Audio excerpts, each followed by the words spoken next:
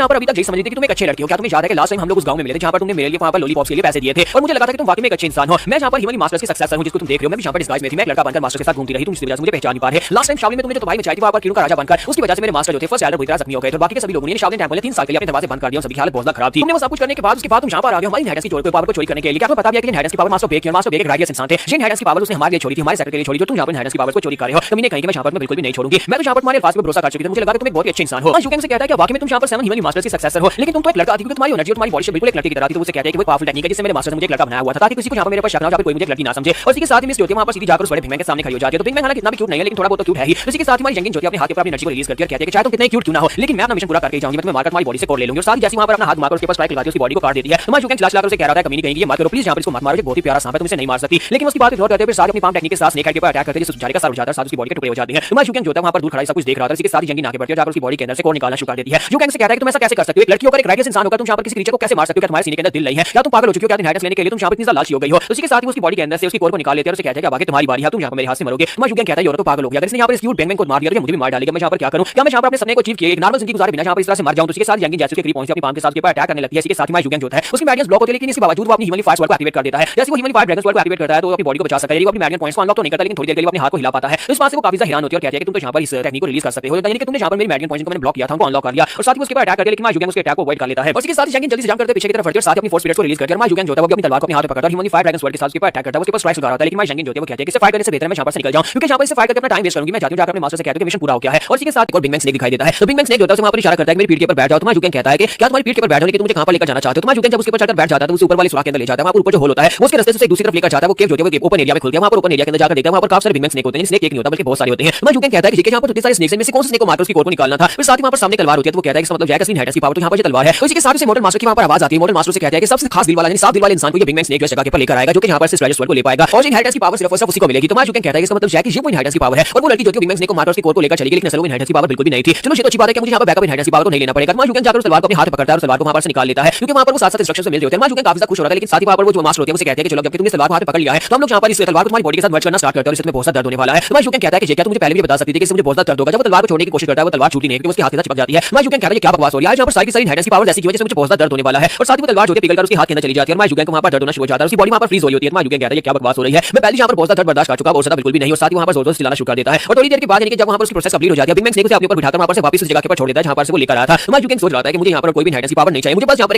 एक आम नॉर्मल जिंदगी गुजारनी है। यहाँ पर तो मुझे बहुत ज्यादा दर्द हो रहा है। जैसे वहां पर उस जगह के ऊपर पहुंचा तो पुंगचुन सामने खड़ा था, तो पुंगचुन वहां पर आता कहता है कि माय लॉर्ड मुझे यहाँ पर इस बात की बहुत खुशी है कि आप सेफ है। हमारी यूकेंग जो होता है वहीं पर से अपने हाथ को घुमाकर अपनी आइस टेक्निक के साथ फ्रीज कर देता है, कहता है कमीने कहीं कि मुझे क्लियरली महसूस हुआ था कि थोड़ी देर पहले तुम यहाँ पर आए थे जब 5 रिवर्स यहाँ पर थे, लेकिन तुम वहां पर से स्मेल की वजह से डरकर भागकर वापस नहीं आया।